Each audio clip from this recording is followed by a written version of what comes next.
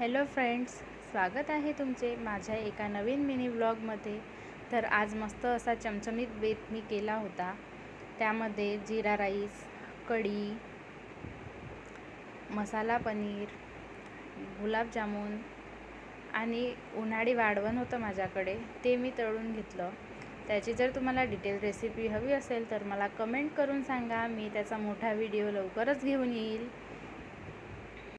तुम्हाला माझे व्हिडिओ कसे वाटतात ते मला कमेंट करून नक्की सांगा। स्वयंपाक पूर्ण झाल्यानंतर मी देवाची पूजा केली। देवाला आणि तुळशीला उपहार दाखवला, यांना अक्षदा लावून त्यांचे आशीर्वाद घेतले आणि माझा उपवास सोडला।